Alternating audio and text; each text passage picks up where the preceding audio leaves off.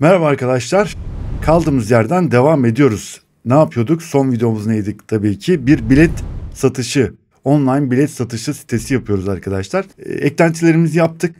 Eklentileri değil, etkinlikleri tabii ki hazırladık. Eklentimizi kurmuştuk zaten. Sonunda da artık WooCommerce'e normal şartlarda eklentinin ödeme yöntemleriyle ne yazık ki satamıyoruz. Ücretsiz kısımda belli şeyler kısıtlıydı. Bu yüzden de yapamadık. Şimdi bu bölümde WooCommerce'de, yani e-ticaret gibi düşünün. E-ticaret sayfamızda WooCommerce bağlantısını yapacağız etkinliklerle. Onun üzerinden satışlarını yapacağız. Bunun yanında artı olarak, bonus olarak diyeyim size. Bu videoda eklentinin detaylı anlatamayacağım. Onu bir sonraki videolarda yapacağım. Çünkü biraz geniş bir eklenti, öyle diyeyim size. Etkinlikle eklentiyi karıştırıyorum sürekli zaten de. O yüzden de tanıtımını yapmayacağım ama bizim için faydalı olan bir eklenti olacak bu. Neden? Biletlerimizin bilet numaraları olacak en azından. Bir bilet göndereceğiz. Karşı tarafa, müşteriye bilet numarası olacak. İşte bir QR kodu olacak, ad soyad olacak, tarih falan bilmem ne falan. Bunlar olacak. Yani bir önceki videoda bölüm 1'de, hatta seyretmediyseniz onu da koyacağım. Yukarılarda kartlarda bir yerde olacak o. Oradan lütfen seyredin arkadaşlar birinci bölümü, çünkü bu ikinci bölüm. Bölüm 2 bu. Burada artık satışla ilgili işlemleri yapacağız bu videoda. Dediğim gibi WooCommerce bağlantımızı yapacağız. Onun için geliştiricinin sayfasından ücretsiz uzantılar vardı, göstermiştim. Onları indireceğiz işte. Bir e-postanızda işte üye olacaksınız. Oradan indireceksiniz. Ben onları indirdiğim için size yalnızca göstereceğim yolu zaten. Oradan dosyaları indireceksiniz arkadaşlar. WooCommerce ve Elementor. Sayfada düzenlemeler yapmak için de Elementor'un bir uzantısı var, eklentisi var. Onu alacağız. Onu da kullanabiliriz. Çünkü oradan da ana sayfada işte göstermek istediğimiz yerlerde falan onu kullanabiliriz arkadaşlar. Eklentinin işte bazı özelliklerini. Mağaza ayarımızı falan yapalım. Sonra da işte bilet eklentisini kurduktan sonra da en sonunda da bir test yaparız. E-postayla işte bakalım müşteriye nasıl bir e-posta gidiyor. İşte bu bilet numaraları falan nasıl, onları bir görelim. Eklentiyle ilgili bilgi, dediğim gibi çok böyle detaylı bir bilgim yok. İncelemem lazım. Biraz hani hızlıca gelişen bir olaydı bu çünkü. Nasıl çözerim diye. Bu eklentiyi buldum, bunu denedim çünkü. Onunla ilgili de ileriki zamanda bir sonraki videoda olabilir arkadaşlar. Biraz incelemek istiyorum. Bakalım farklı bir şeyler var mı, nasıl olur diye. Yoksa kurduktan sonra birkaç ayar yaptıktan sonra zaten halloluyor. Yani WooCommerce, çünkü o da bağlantılı arkadaşlar. WooCommerce üzerinden çünkü o bilet olayı da. O yüzden onları göstereceğim. Ne yapalım? Uzun lafın kısası. Dediğim gibi videoyu seyretmediyseniz arkadaşlar lütfen bölüm 1'i seyredin ki bu size şey gelebilir. Böyle hani başı nerede, sonu neredeydi bilmem ne falan. O muhabbet olmasın. O yüzden diyorum. Lütfen seyredin arkadaşlar onu. İşlemlere geçelim artık. Kaldığımız yerden devam edelim arkadaşlar. WordPress kontrol panelimize geldik. En son burada bırakmıştık zaten arkadaşlar. Birinci bölümün sonu burasıydı. 4 tane etkinlik oluşturduk. İşte rock konser etkinliği. 4 tane rock gecemiz var. Rock konseri veriliyor. Bunların biletlerini satacağız. Şimdi bu etkinlikleri işte hatta göstermiştim arkadaşlar. Şöyle bir bakalım. Evet, bu şekilde oluşturmuştuk. Bakın 1, 2, 3. Şu da 4. 2 Aralık'taki de 4. Başka var mı? Yok. Yok. Bu şekilde 100 lira demiştik. İşte QR kodu var, bilmem ne falan, açıklamaları var. Bunlar sanatçılar. Bunların hepsini birinci videoda göstermiştim arkadaşlar. Bu etkinlik sona ermiş. Ne zamanın? 11 Kasım'mış zaten. Evet, sona ermiş. Ne olmuş? Bakın geçtiği zamanda bu şekilde bir uyarı. Ama bunları da dediğim gibi kaldırabilirsiniz normalde, ama size kalmış. Yani sayfada göstermeyebilirsiniz de, işte etkinlik sona erenleri kaldır diye bir seçenek vardı biliyorsunuz ayarlarda. Buradan da kaldırabilirsiniz. 18 Kasım'a bakalım. 18 Kasım'dakine aynen bu şekilde gidiyor. Bunlar eklentinin bu çevirik kısmı vardı. Oradan Türkçeleşecek olan yerler. 18 Kasım'da işte bu şekilde buradan biletimizi falan alabiliyorduk arkadaşlar. Bakın, alabiliyorduk derken alamıyorduk da. Yani bu şekilde alınacak. Ama biz buraya bastığımızda ne olacak şimdi? İşte PayPal ya da işte diğer satış eklentileri olmadan direkt WooCommerce'in ürün sayfasına geçecek arkadaşlar. Oradan alacağız biletimizi. Yoksa normalde burada işte olacaktı. Ödeme yolu olacaktı. Ne yazık ki yapamıyoruz onu işte. Evet. Bunu geçelim şimdi. Geldik. Tekrar kontrol panelimizdeyiz. Nereden başlayalım? Önce bir WooCommerce'in ayarlarını bir yapalım arkadaşlar. WooCommerce biliyorsunuz şablonla birlikte geldi zaten onlar. Yüklendi. Elementor da olacak. Aynen, Elementor da burada. WooCommerce da burada. WooCommerce'in bir ayarlarına girelim. Bir mağaza ayarımızı yapalım. Ondan sonra da o eklentileri lazım olan WooCommerce bağlantısı için diğer eklentiyi alalım. Geldik. Bunları normalde arkadaşlar e-ticaretle ilgili videolarım var. Aslında bunları geçsek iyi olur. Neden diyeceğim? Bunlar da çünkü zaman alacak ama kısa bir bu şekilde bir göstereyim gene. Böyle bir yapalım hemen. Yoksa bununla ilgili karta koyacağım e-ticaret sitesine başlangıç oynatma listesi var arkadaşlar. Video listesi var. Oradan muhakkak seyredin. Eğer e-ticaret düşünüyorsanız mesela WooCommerce ile ilgili bayağı bir bilgi var. Çektiğim videolarda var arkadaşlar. Lütfen seyredin o zaman onları da. Bunları daha detaylı olur. Hem sizin için de faydalı olur. Yine buraları hemen hatta şöyle şunu da doldurabiliyor muyum? Bakayım. Ya böyle de doluyormuş zaten. Bak bir tane Opera'da kullandığım eklenti var arkadaşlar. Şu fake işte adres doldurma form falan böyle bu şekilde bakın dolduruyor adresi. Hiç uğraşmaya da gerek kalmıyor aslında. Ama tabii bazı şeyleri de düzeltmek lazım. Yani bu ne? Türkiye var mıymış öyle? Tanzanya, Türkiye, Tur. Ulan bir Türkiye mi yok be? Şunlar dışında tüm ülkeleri sat. Bunların dışındaymış zaten. Öyle mi? Bunlar dışında. Tamam Türkiye var o zaman. Türkiye'ye satabiliyoruz arkadaşlar. Şunu değiştirelim o zaman. Türkiye yapalım bunu. Bunları yaptık tamam. Bunları değiştirmeyeceğim hiç. Tüm ülkelere gönderim konumları demiş. Tamam. Gönderim bilmem ne. Coğrafi konum yok. Mağaza ülkesi bölgesi olsun. Vergi oranları hesaplamalarını etkinleştir. Tamam. Kuponları da etkinleştirsin. Para birimi. Türk lirası. Sağda boşlukla diyelim. Tamam. Bunları ne doldurmuş anlamadım ki. Neyse böyle. Hızlıca geçiyorum arkadaşlar. Normalde hani yazmamız da lazım falan ama neyse. Şu ödemelerden şunları da kaldırmamız lazım. Ödemelere bir bakalım. Aynen. Bilmem ne demiş. Onlara gerek yok zaten arkadaşlar. Yani kullanamıyoruz zaten. Öyle bir şey yok. Ürünlere gelelim.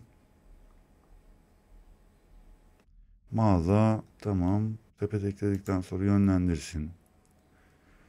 Etkinleştirme bilmem ne falan tamam bunu da kaydettik.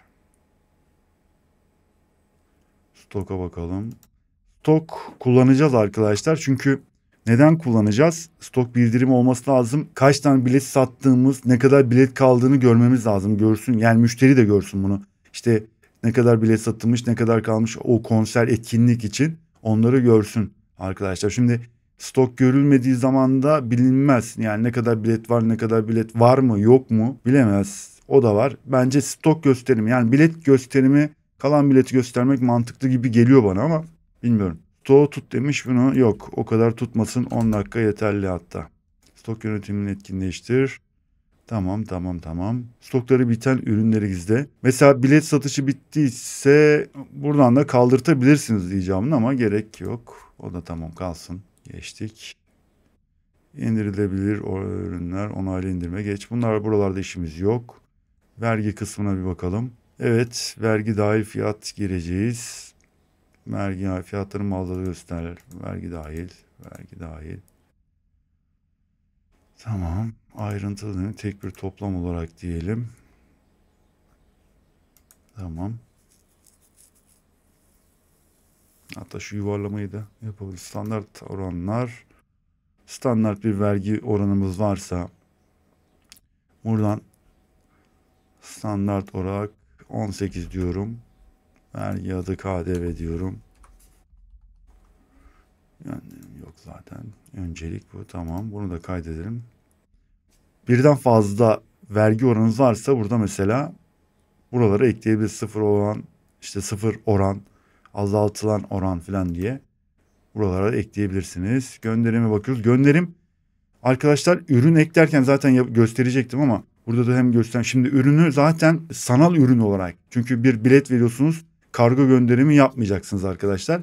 Kargo gönderimi olmadığı için burada herhangi bir seçenek gerek yok arkadaşlar. Hiçbir şey yapmıyorsunuz yani.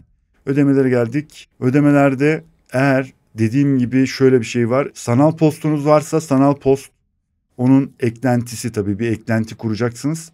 Ödeme eklentisi. Genellikle PayTR eklentisi kullanılıyor. iziko vardı galiba. iziko mu vardı? Öyle bir şey vardı herhalde. Tam hatırlayamadım çünkü bayağı var. Onlar var. Onları mesela kurabilirsiniz. Onların eklentileri var. WordPress eklentileri var. Onları kurabilirsiniz. Onların ayarlarını yapabilirsiniz. Böylece sanal kart yani sanal sanal post cihazınız olur. Tabii ben şu an yalnızca EFT banka EFT'sini açacağım. Başka bir şey açamayacağım. Dediğim gibi siz onları da kurabilirsiniz. Banka havalesi EFT, hatta şunu da bir tamamlayalım. Banka havalesi talimatlar, hesap adı diyelim ki VPA bilet. Tamam. Hesap numarası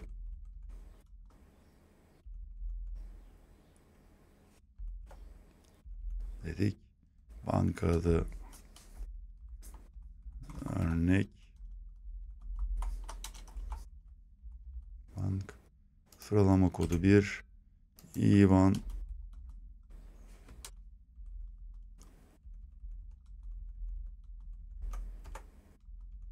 dedik. Oraya da işte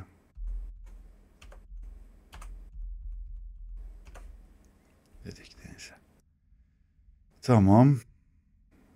Kaydedelim. Ona geçtik. Ve eklentilerden de kaldıralım hatta yani. Hesaplar ve gizlilik. Detaylı girmiyorum arkadaşlar. Dediğim gibi müşterinin bir hesap olmadan sipariş vermesine izin verin. Evet. Müşteri ödeme işlemi sırasında mevcut hesapların oturma açmasına izin versin. Tamam. Ödeme sırasında bir hesap oluşturmasına izin verin. Müşteri ödeme sırasında. Tamam. Tamam, bunu da kaydettik. E-postalara bakalım. Burada e-posta ayarları var. İşte yani müşteriye gidecek olan e-posta arkadaşlar. Dediğim gibi kanalımda bunlarla ilgili videolar var. E-posta özelleştirmesiyle ilgili hatta. Ayrıca bir video var zaten böyle. Onu da seyredebilirsiniz. Karta koyacağım arkadaşlar. Entegrasyon bakalım. Tamam, burada bir şey yok. Gelişmiş şey bakalım. Tamam. Şartlar ve koşullar demiş. Özelliklerde WordPress. Evet, bu sonradan geldi. Tamam, herhangi bir şey yok şu an. Tamam, WooCommerce ayarlarımız hemen hemen bitti yani. Böyle, bu şekilde kalsın. Böyle bir şey yaptık. Şimdi ürünlerimize geçmeden önce, şimdi ürünleri yaparken çünkü bize eklenti, WooCommerce'de ürün bağlantısı, yani etkinlikte ürün bağlantısı lazım ya. Şimdi etkinlikler kısmına geldim. Uzantılara geliyorum gene arkadaşlar, bakın.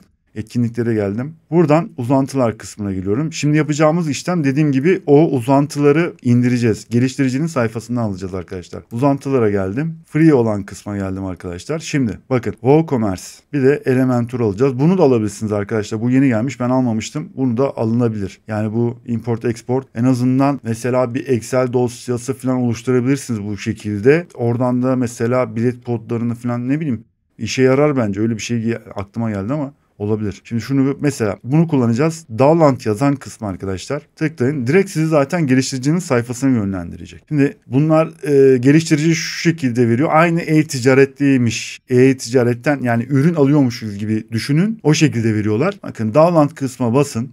Free diyor zaten, bakın free. Aynı şeymiş gibi işte. E-ticaretten ürün alıyormuşuz gibi. Bakın. Burada şu bilgileri zaten doldurun. Yani register, yeni hesap oluşturacaksınız. Kullanıcı adı, şifre onaylıyorsunuz. Ondan sonra e-posta adresinizi yazın. Bunları yazın. Ondan sonra onaylayın. Free download dediği zaman zaten size e-postanıza gelecek. Ondan sonra yani şuraları doldurduktan sonra gönderin, zaten e-posta geliyor size. Ondan sonra burada zaten bir indirme linki olacak. Oradan indireceksiniz. Şimdi farz edin ki ben indirdim, yaptım, ettim yani. Zaten indirdim de. Şimdi geldik. Tabii ki kurmamıştım. İndirdiğiniz eklentiyi nasıl kuracaksınız? Normal aynı eklenti kuruyormuş gibi kuracaksınız arkadaşlar. Yeni ekle diyorum. Oradan eklenti yükle dediği kısma tıklıyorsunuz arkadaşlar. Zaten zipli, yani paketlenmiş, sıkıştırılmış paket olarak inmiş olacak zaten. Eklenti yükle diyorsunuz. Dosya seç diyorsunuz arkadaşlar. Buradan dosyanızı seçeceksiniz. Elementor ve WooCommerce. Zipli olanı seçtim. Aç diyorum. Ondan sonra da şimdi kur diyorum arkadaşlar. Aynı normal WordPress eklentisi kuruyormuş gibi düşünün. Eklentiyi etkinleştir dedik. Çünkü ürün kurarken bu lazım olacak bize arkadaşlar. Evet, bakıyoruz şimdi. Nerede? Event Prime. Evet. Event Prime WooCommerce integration demiş. Tamam. Bir de şimdi şeyi de kuralım. Elementor uzantısını da kuralım arkadaşlar. Eklenti yükle diyorum. Gene dosya seç diyorum. Burada da Elementor'u alıyorum. Yine seçiyorum. Zipli zaten. Kur diyorum. Onu da etkinleştir diyorum. Tamam. Bu da kuruldu. Şimdi geldik. Bunları hallettikten sonra ürünler kısmına gelelim. Şimdi tüm ürünlere bir bakalım. Bunları tabii ki silelim arkadaşlar. Bunlarla işimiz yok. Ekran tercihlerini 50 yapayım. Onları silelim gitsin.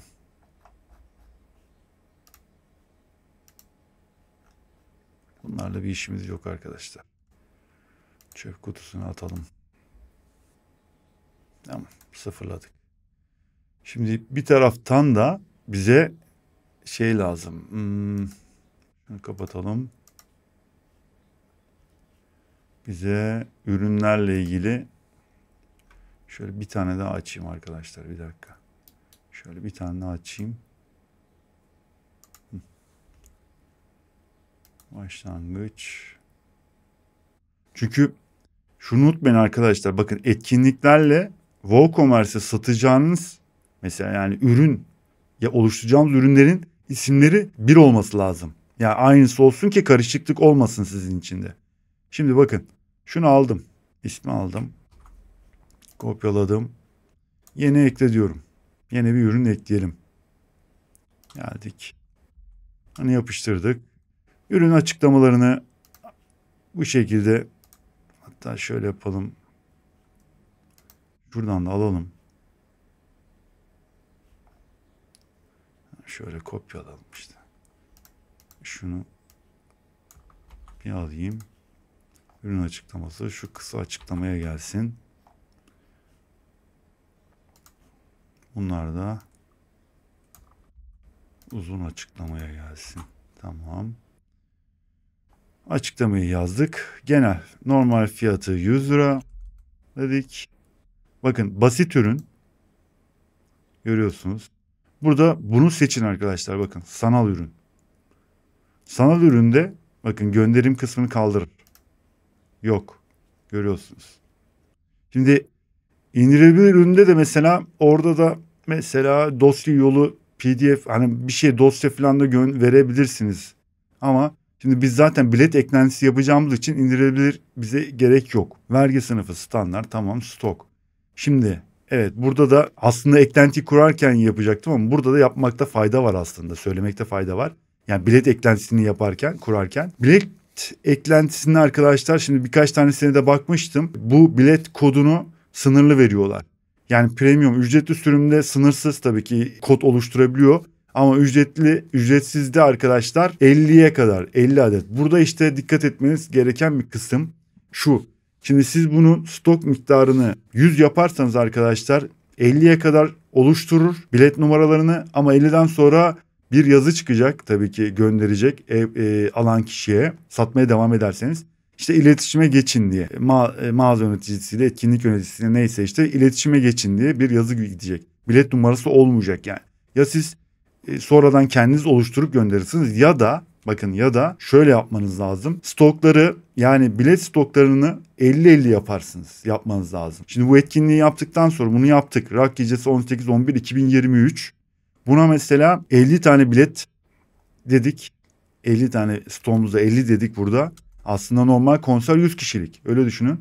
50 dedik. Bir tane daha bu şekilde Rock gecesi 18-11-2023-2 ya da versiyon 2 ya da ne bileyim oraya bir şey yazılabilir. Ne yazılabilir bilemedim. Fark yani aynı olmayacak şekilde 2 olsun. 2 olabilir belki. O aklıma geldi. Neyse yani farklı bir şekilde bir şey yazıp ona da 50 verirsiniz. Mesela o 50 bittikten sonra icabında diğer açtığımız başlıktaki 50 stoktaki 50'ye gider. Oradan bilet alınır. Öyle bir şey yapabilirsiniz. Aklıma gelen oldu yani. Bu ürün için stok miktarını takip edin. Tamam takip edelim. Miktar stok kodum pardon şunun yanlış yere almışız. Stok miktarı 50 dedik. Yok satmaya izin ver izin verme. İşte aynen öyle. Satın alma artık yani ama yok bunu işaretleme gerek yok çünkü. Tamam bağlantılı ürünler geç. Geç buna da geç. Gelişmiş geç. Cartflows da vardı. İşte Cartflows'la ilgili videom da var. Ödeme sayfası arkadaşlar Cartflows. Ödeme sayfasını özelleştirme. bu eski varsayılan WooCommerce'in ödeme sayfasını biraz daha iyileştiriyorsun CartFlows'la. Yani daha kısaltabilirsiniz. Daha güzel bir şey yapabilirsiniz yani. Video kanalda var arkadaşlar, seyredin. Yani bayağı faydalı olur size. Neyse tamam, bunlar bitti. Bunları yaptık. Yüzledik. Şimdi şey nerede diyeceksiniz? Eklenti burada. Kurduğumuz eklenti vardı ya, WooCommerce eklentisi. Burada değil aslında. Burada değil. O burada değil şu an. Şimdi onu ayarladık. Bunları ayarladık. Resmini ayarlayalım. Konser. Evet. Tamam. Aslında burada işte hemen yeni kategori ekle diyelim. Buna diyelim konser diyelim. Bunları silersiniz. Kullanmadığınız kategoriler işte. Yeni kategori ekle dedim. Konser. Ürün etiketleri konser dersiniz. Rock dersiniz. İşte ne bileyim. Geçtik. Başka bir şey var mı burada? Ürün galerisine isterseniz resimlerde ekleyebilirsiniz. Neyse. Yayınla diyorum. Şimdi ürünü oluşturduk. Rock Gecesi 18-11-2020. Peki etkinliği ben ürüne nasıl bağlayacağım? Hemen oraya geçiyoruz şimdi. Şu ayarlara bir dakika bir bakalım. Uzantılara bir bakalım. Bir dakika. Uzantılarda çıkması lazım zaten. WooCommerce. Evet. Yönet. Aynen. Evet. Etkinliğin ayarlar kısmında arkadaşlar bunu açmamız lazım. Değişiklikleri kaydet diyorum. Tamam. Şimdi tüm etkinliklere geçiyorum. 18-11-2023. Aynen. Bakın burada çıktı. Orayı açmazsanız burası çıkmıyor işte arkadaşlar. Burada WooCommerce kısmına geldik. Bakın burada aç diyor ürünü. Burada kategoriyi seçiyorum. Konser. Ürünü seçeceğim şimdi arkadaşlar. Bakın bir tane ürün oluşturmuştuk zaten. 18-11-2023. Tamamdır. Güncelle diyorum. Hatta bu neymiş? Bir dakika daha işaretlememiz lazım. Şöyle yapayım. Çevir diyeyim. Satın alma zorunlu mudur demiş. Satın alma zorunludur. Evet, zorunlu. Yani ücretsiz bir etkinlik değil bu. Güncelle diyorum. Şimdi gelelim. Şunu bir yenileyelim. 18'e geldik. 18 Kasım. Tamam, şimdi bilet al demiş. Tamam. Buna checkout'a bastım. Tamam. Bakın 2 tane var şimdi taban fiyatı. Görüyor musunuz? Şimdi WooCommerce eklediğim için de hem eklentinin normal ödeme yöntemiyle fiyatlandırıyor hem de WooCommerce. O yüzden ne yapacağız arkadaşlar? Bir taraftan da hem hatalar, yani karşınıza çıkabilecek hataları da gösteriyorum size arkadaşlar. Şimdi bu şekilde bir hata aldık. Bakın 2 tane. Normalde bir bilet alacağım ama bana 2 tane bilet fiyatı veriyor şu an. 200 lira. Bunu da nasıl kaldıracağım? Tekrar Rock Gecesi etkinliğe geliyorum. Bilet oluşturmuştuk ya arkadaşlar. Biletler. Bakın. Bunu kaldıracaksınız. Çünkü eklenti üzerinden, yani neden kaldırıyorum? PayPal'la ya da işte diğer eklentinin ödeme yöntemleriyle ödemediğim için, WooCommerce bağlantısı yaptığım için, mecburen Türkiye'de olduğumuz için arkadaşlar diğer eklenti, yani ödeme yöntemlerini kullanamıyorum. O yüzden de eklentinin ödeme yöntemini, bilet satışını kaldırmam lazım arkadaşlar. Ne yapıyorsunuz? Buradan bunu kaldırıyorsunuz. Siz de güncelle diyorum. Sayfayı güncelledik. Şimdi şöyle bir değişiklikleri bir bakalım. Ne olmuş, ne etmiş. Oradaki şimdi ödeme yöntemi nasıl olacak ona bakacağız. Bakın ödeme yöntemleri, bilet şu an alamıyoruz. Görüyorsunuz, satış yok diyor. Bunu da nasıl şimdi düzenleyeceğiz? Biletleri sildik arkadaşlar. Rezervasyonlar sekmesine geliyorsunuz. Bunu anlatmıştım ayarlarda ya. Şimdi 3. taraf rezervasyonlar kısmına buraya işaretliyorsunuz ve ürünümüzün linkini alacağız arkadaşlar. Ürün linki nerede? Şimdi ürüne geldik. Şuradaki kalıcı bağlantı diyor. Bağlantı adresini kopyalıyorum. Buraya bakın, URL gerekli diyor ya. Buraya yapıştırın arkadaşlar linki. Burada dediğim gibi her etkinliğin karşılığında bir ürün olması lazım. O ürünün linkini buraya, yani her etkinlikte yapıştırmanız lazım arkadaşlar. Değişik. Şimdi diğer etkinlik mesela 18-12 vardı ya, 25 Kasım'da burada mesela ne olacak? Rock Gecesi 25-11 mesela 2023 olacak. Değişik. Aynı etkinliği mesela, ya da nasıl diyeyim size, farklı etkinlikleri bir tane ürüne yapmayın arkadaşlar. Hata alırsınız. Yani karışır. Neden karışır? Farklı tarihlerdeki etkinliklerin biletlerini satarsınız bu sefer. Ne olacak? Hangisinin hangisi olduğunu bilemezsiniz bu sefer. O yüzden dikkat edin ona. Güncelle diyorum. Şimdi bir daha bakacağız. Sayfayı yenileyeceğim. Sayfayı bir daha yeniliyorum. 18 Kasım. Bakın geldi. Şimdi bilet al. 18 Kasım. Şimdi bilet al diyor. Basıyoruz oraya. Bizi bakın WooCommerce'in ürün sayfasında 50 tane biletimiz var. Buradan sepete ekleyebiliriz. İşte değerlendirmeler, açıklama aynı e-ticarette ürün satıyormuş gibi. Öyle düşünün. Bakın bu şekilde. Ya bunları kaldırmanız falan lazım. Ayar, özelleştirmelerden, tema özelleştirmelerinden falan kalkacak onlar. Sepete ekle diyorum. Bakın sepete de geldi. Amerika Birleşik Devletleri ABD için tahmin edilen 15 lira KDV içerir. Tamam. Bunlar tabii dediğim gibi WooCommerce ayarları, mağaza ayarlarından değiştirmeniz lazım arkadaşlar. Checkout'a gidelim. Bakın burada da işte banka havalesi şu an yaptığımız bu şekilde. Bunları dediğim gibi özelleştirebilirsiniz. Checkout, cart flows eklentisiyle buraları kısaltırsınız. Böyle aşağı doğru inmez, çok şey olmaz. Daha güzel bir şey olur. Derli toplu olur yani. Banka havalesi. Burada da zaten siparişi verdiğiniz zaman SMTP'nizde zaten yapıldıysa, SMTP ile ilgili video var zaten biliyorsunuz. Buradan sipariş onayla dediğiniz zaman size bileti alır. Şimdi ne yaptık? WooCommerce bağlantısını yaptık arkadaşlar. WooCommerce'te etkinlikle ilgili hangi etkinlikse onunla bağlantıyı yaptık. Orada bir ürün oluşturduk bilet için. Şimdi bilet için bir ürün oluşturduk. Bileti evet etkinliğe katılacağız ama bize ne lazım? Aslında önemli olan kısım burada işte. Dediğim gibi ayrıyetten bir eklenti. Bize bir bilet eklentisi lazım. Şimdi benim kullandığım bilet eklentisi bu arkadaşlar. Bakın şu İngilizcesi bu arkadaşlar. Bunu inceleyebilirsiniz. Ben bu videoda eklentiyi anlatmayacağım. Yani dediğim gibi biraz geniş. Bir sonraki videolarda bunu anlatabilirim. Şu an bunu kullanıyorum. Bunu kullandım, denedim. İşte başarılı. İşte kodlar gidiyor. Bilet kodları falan gidiyor. PDF olarak gidiyor hatta. Güzel yani. Güzel bir şey, çalışmaya benziyor. Ücretsiz tamamen biliyorsunuz. O yüzden Türkçesi de bu zaten. Bakın bilet tarayıcılı etkinlik biletleri bilmem ne demiş.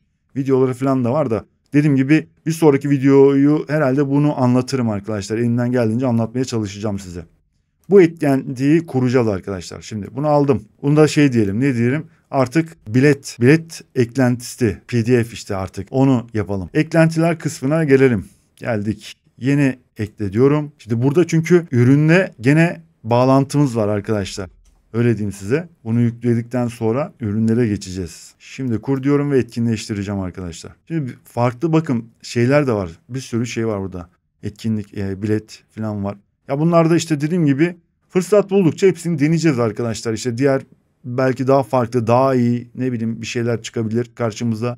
Onu kullanabiliriz. İlla dediğim gibi bir eklentiye saplı kalmanın, böyle bağlı kalmanın bir anlamı yok. Değişik şeyler, eklentiler kuralım bakalım ki karşılaştırılma, kıyaslama yapabilelim arkadaşlar. Eklentiyi kurduk. Eklenti nerede? Burada bakın. Event tickets diyor. Yani bilet diyor, biletleri diyor. Etkinlik biletleri. Bakın böyle bir karşılama sayfası var. Yani ne diyeyim size? Benim hoşuma gitti ama dediğim gibi tek derken şu anki gördüğüm eksisi 50 tane 50 kod oluşturabiliyor. Bir ürün için, bir liste için, yani liste yapabiliyorsunuz. 5 tane, bakın maksimum 5 tane liste oluşturabiliyorsunuz. Ticket liste diyor. O yüzden de işte ücretli sürüme yönlendiriyor sizi. Yani yapacak bir şey yok. Ne yapıyorum? Şimdi bunu kurduk. Ayarlarına şöyle bir bakalım. Bakın şimdi ayarlarına da. Ya, ayarları bayağı uzun bakın. Öyle bayağı gidiyor. Yani geniş. Bayağı bir geniş. Değişik şeyler. Şimdi bunu kurduk, kalsın bu böyle. Geldik. Şimdi WooCommerce'te ürünümüze gelelim. Şimdi o etkinlik için bilet numarası oluşturacağız ya. Nasıl oluşturacağız? Sistem zaten eklenti kendisi oluşturacak o kodları ama bizim o bağlantıyı yapmamız lazım. Şimdi 50 tane stok demiştik. Düzenle diyorum. Bakın şimdi. Şurada gene eklentiyi kurduğumuz bu bilet eklentisinin bir tane sekmesi geliyor. Menüsü geliyor bakın. Buraya bastığınız zaman burada da zaten söylüyor size bakın. Onu hemen Türkçe çevireyim. Bakın. Ücretsiz temel eklentiyle yalnızca 50'ye kadar bilet oluşturabiliyorsunuz.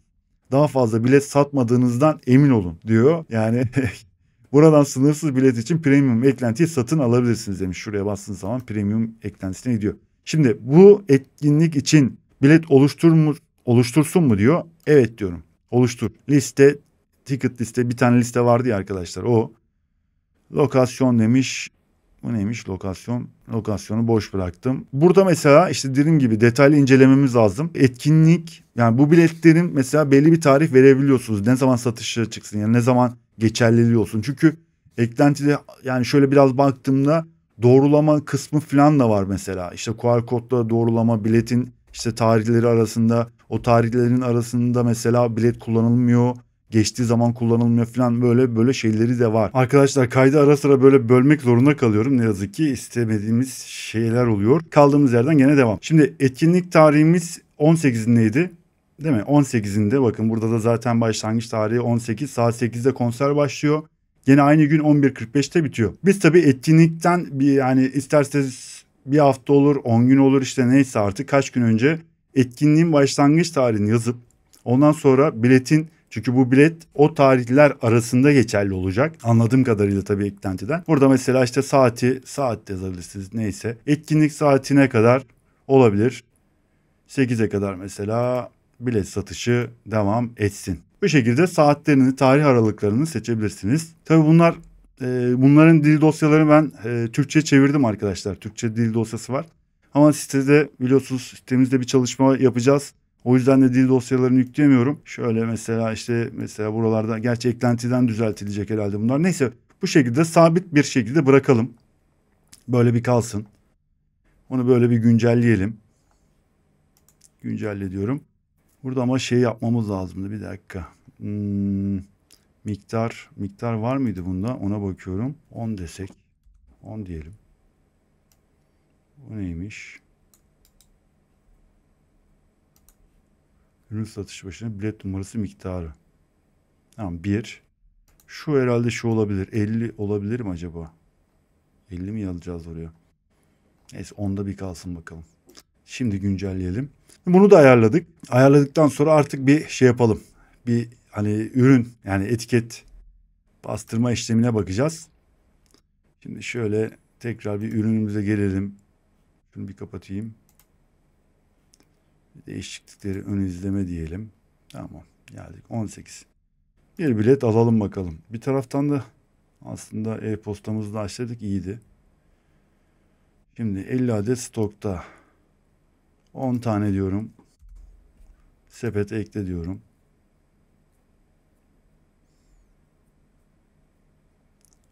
Toplam 10 tane dedik. 11 tane oldu. Niye? 11 oldu pardon. 1100 tamam. 1100 evet, tamam, check out diyelim. Bir ödememizi yapalım bakalım. İyi, merak ediyorum. Şimdi seri numaraların falan e-postada nasıl gelecek? Şimdi bunları tabii ki şöyle hemen şu tarayıcımızın eklentisi sayesinde dolduralım. Bakın böyle doldu tamam. E-posta test localhost tamam. Şehir tamam, başka doldurulacak yer var mı? Yok. Tamam. Sipariş onayla diyorum. Tamam, sipariş onaylandı. 11 tane bilet. Şimdi şeye bir bakalım. Siparişlerimize bir bakalım. Siparişimiz geldi mi? Sipariş gelmiş. Bir bakalım. Bu şekilde gelmiş. Tamam. Şimdi bunu ödeme bekleniyor tabii ki. Ödeme bekleniyor. Bunu tamamlandı olarak işaretleyeceğim. Çünkü tamamlandıktan sonra kodları çıkarması lazım. Çünkü para yatmadan, gelmeden diyeyim. Herhalde kod çıkmıyordu. Güncelle diyorum. Tamamladık. Hesabımıza para geldi işte, neyse. Evet. Bakın bu şekilde bunların hepsi ticket numarası. Yani bilet numarası arkadaşlar, bakın. Gördüğünüz gibi 1, 2, 3 bayağı var herhalde. Hatta şöyle bir tane üstüne basalım bakalım ne çıkıyor. Eklentiye gidiyor. Tamam. Burada da bakın bir şeyden gelen, burada da mesela ticket numara, bilet numaraları mı gözüküyor? Bunu tek tek de ayarlanabiliyormuş demek ki. Öyle yapmamız lazım. Bu şekilde biz tabii ki kontrol panelinde görüyoruz. Şimdi müşteriye tabii ki ne gitti? Nasıl bir e-posta gitti? Ona bir bakmamız lazım. O yüzden de e-posta programımızı açalım, bir bakalım. E-posta adresimize gelen de bakın arkadaşlar. Bu alışveriş yaptığımız 11 tane bilet diyor. 11 biletin numaraları bu şekilde geliyor. Hatta şöyle bir tane üstüne böyle bir bakalım. bize PDF olarak. Evet, bu şekilde. Evet, güzel. Yani bu şekilde de çalışıyor. Yani dediğim gibi bu eklenti üzerinde bir detaylı bir çalışma yapacağım arkadaşlar. Bir sonraki video olabilir. Tam yani kurcalamadım açıkça söyleyeyim. Tam kurcalayamadım ama şeylerine falan böyle en azından abi bu şekilde bir bilet gönderebiliriz. Müşterinin elinde bir bilet olabilir en azından. Hani kapıda bir kontrol için mesela dediğim gibi bunlar biraz böyle şey üzerinde çalışılacak meseleler aslında ama mantık bu şekilde çalışacak. Yani bu yolda gideceğiz. Öyle diyeyim size. Tamam. PDF'de çalışıyor. Onu da hallettik. Sipariş de bu şekilde geldi. E-posta da o şekilde gösterdim. WooCommerce'de bağlantıyı yaptık. Hatta ne yaptık? Ürüne bilet eklentisini, uzantısını da ekleyip karşı tarafa elinde olabileceği bir bilet verdik PDF olarak. Burası halloldu. Şimdi geldik artık şeye bir bakalım. Bunları yaptık tabii ki ana sayfamızda. Ana sayfamızda ne yapacağız değil mi? Şimdi Elementor'un uzantısını eklemiştik ya arkadaşlar. Onu da göstereyim. Burada ana sayfada neler yapabiliriz? Onları bir göstereyim. Artık düzenlemelerini falan siz yapacaksınız arkadaşlar. İşte menüye ekleyeceğiniz kısımlar o bu falan olacak. Elementor ile düzenleyin. Bir üstüne böyle bir bakalım. Tıklayalım şimdi. Açılsın bakalım. Tamam. Bu şekilde ana sayfamız bu şekilde arkadaşlar. Burada işte WooCommerce'in mesela hemen Product Limit on the Feature. Mesela öne çıkarsak şu ürünümüzü tüm ürünler dedim. Gerçi bir tane ürün yaptık ama olsun. Bunu bir öne çıkaralım. Öne çıkardık. Şimdi burada Elementor uzantısında öyle aşağı doğru çekin arkadaşlar. Bakın Event Prime buradaki kısa kodlar yani buralardan faydalanabiliriz. Mesela örnek olarak veriyorum. Burası uygun mu? Uygun. Şimdi şöyle bir tane bölüm açalım. Buraya etkinliklerin takvimini koyacağım şimdi arkadaşlar. Etkinlik takvimi aynı buradaki gibi. Şurada yaptığımız gibi arkadaşlar. Yani bir tane etkinliğimiz var ama yani şu etkinlik takvimi arkadaşlar şu alan. Onu bir buraya nerede? Yerleştirdik bakın. 3 tane 4 taneydi pardon. 4 tane etkinliğimiz var. Onları takvimde bu şekilde gösterebiliriz arkadaşlar. Tamam bunu yaptık. Şimdi başka bir şey daha ne ekleyelim? Kategori vardı değil mi? Kategori bir tane kategori vardı gerçi ama olsun. Onu da hemen şöyle bir aşağı çekelim. Etkinlik türleri, bu mekanlar, organizatörler, sanatçılar, konuşmacılar işte neyse. Tekli gösterim var. Burada da tekli mekan gösterim varmış. Profili var, giriş var, kayıt kısmı var. Şimdi şu tipi alalım hatta şunu alalım. Bir tane ne vardı? Konferans ve konser 2 kategori yapmışız doğru. Tamam bu şekilde. Yani Elementor'la da bu şekilde ana sayfanızı düzenleyebilirsiniz arkadaşlar. Güzel yanı da o. Yani göstermek istediğiniz gibi aynı buradaki gibi takvim ve kategorilerinizi oluşturabilirsiniz.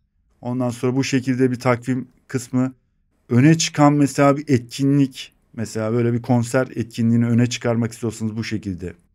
Buraya da işte bunlar da WooCommerce zaten kısa kodlarıyla yapılan şeyler.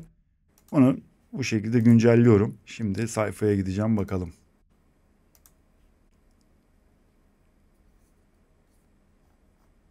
Bakın. Evet, etkinlik kategorileri, takvim. O da öne çıkan bakın öne çıkan ürün. Yaptığımız ürün arkadaşlar. Eklediğimiz bakın rock gecesi. 11 tane sattık. Kaldı 39 tane stokta biletimiz var arkadaşlar. Bu şekilde. Dediğim gibi bunların özelleştirmelerini falan yapmak lazım. Aslında menüye de bir giriş yapalım. Onu da bir gösterelim en azından. Görünüme geldim. Menülere geldim. Bakın şimdi.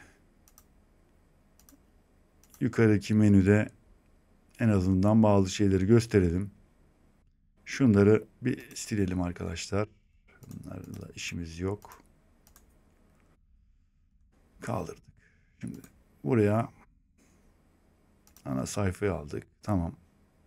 Onu da aldık. Etkinlik oranı şöyle mesela etkinlik türleri tamam. Giriş olsun. Katılımcılar, kayıt ol. Konumlar. Rezervasyonları tabii ki yapamıyoruz. Şu mağazaya da alalım. Şunları bir şöyle alalım. Eklesin. Tamam. Etkinlikler. Şöyle alıyorum. Buraya da mesela alt menü olarak yapacağım. Katılımcılar. Şöyle. Giriş ol, kayıt ol. Tamam. Şöyle bir kaydedelim bakalım.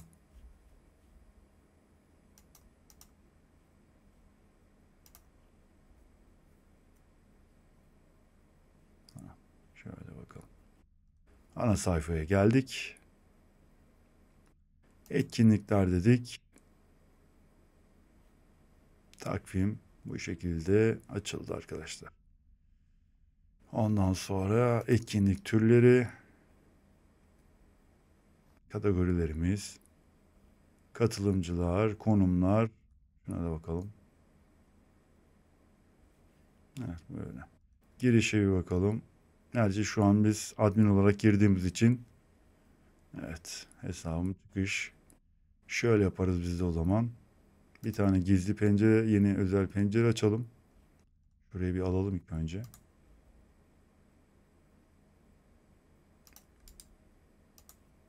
Şimdi bir özel pencere açalım. Buraya yapıştıralım. Girişe bakalım. Kayıt olduysa bu şekilde bir giriş sayfası var. Güzel, temiz, sade. Kayıt ola bakalım. Kayıt oldu da bu şekilde. Bu da mağaza zaten arkadaşlar. Yani basit, kolay arkadaşlar. Dediğim gibi e-ticaret sayfasını yani hiç bilmiyorsanız dediğim gibi bu video listesini seyredin arkadaşlar kanaldaki. Orada zaten en baştan başlıyorum bir e-ticaret sayfası nasıl oluşturulur diye. Bu eklentileri yaptıktan sonra da WooCommerce'ı o şekilde bağlarsınız. Gösterdiğim şekilde bağlanır arkadaşlar. Başka da aklıma gelen bir şey kalmadı. Yani onu gösterdik. Tamam. Yani ne yapalım? Evet. 2 bölüm yaptık. İkinci bölümde yaptığımız işlem arkadaşlar neydi? WooCommerce bağlantısı. Yani oluşturmuş olduğumuz etkinliklere WooCommerce üzerinden nasıl biletlerini satarız? Onun bağlantısını yaptık. Eklentileri işte uzantılar, ücretsiz eklentiler. Bu geliştiricinin ücretsiz olarak bize verdiği eklentileri, uzantıları indirdik, kurduk. Onu bağladık. WooCommerce üzerinden bağladık. Böylece yapmış olduğumuz etkinliklerin biletlerini WooCommerce üzerinden satmaya başladık. Sattık. Tabii ki artı bir eklentiyle başka bir eklenti yani bilet eklentisi ekledik sayfaya. Böylece ne oldu? Onu da WooCommerce üzerinde en azından ürünler kısmında çünkü bağlayabildik. Böylece sattığımız ürünlerin karşı tarafta müşteriye yani müşterinin elinde olacak şekilde bir PDF en azından PDF datay belgesinde bilet numaraları olacak şekilde işte makbut şeklinde bir şey gene e-postayla gönderebildik. Yani en azından e-postayla ya da hesabım üzerinden bu biletlere ulaşabilecek arkadaşlar. Şimdi bilet eklentisiyle dediğim gibi çok fazla detaylı bir şekilde inceleme yapmadım. Bunu bir sonraki videomda kısmet olursa incelemeye çalışacağım. En azından işte dil dosyalarını falan onları da gösteririm. Onları da yapacağız. Bu şekilde ne olur? Dediğim gibi kendiniz eğer bir eğitim böyle konferans konuşma yapıyorsanız fark etmez. Herhangi bir etkinlik düzenliyorsanız bunların biletini kendi siteniz üzerinden satabilirsiniz arkadaşlar. İşte çevrenizdeki etkinliklerin eğer biletleri satılıyorsa anlaşarak bu şekilde bilet satışı yapabilirsiniz.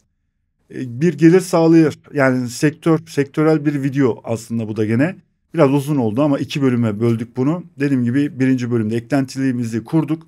Onların ayarlarını yaptık. İkincide de WooCommerce'i ayarladık, bağladık. Elimden geldiğince dilimin döndüğünce anlatmaya çalıştım. Eğer hatam varsa da kusura bakmayın arkadaşlar. Buraya kadar da 2 videoyu da seyrettiyseniz de özellikle de çok teşekkür ederim. Değerli vaktinizi ayırdınız, vakit ayırdınız, seyrettiniz. Teşekkür ediyorum. Beğendiyseniz bir beğeni atın, yorumda yazarsanız çok teşekkür ederim. Abone değilseniz de bir şey demiyorum zaten abone lütfen olun ki destek olun bana da motive edin beni de devam edelim çalışmalarımıza.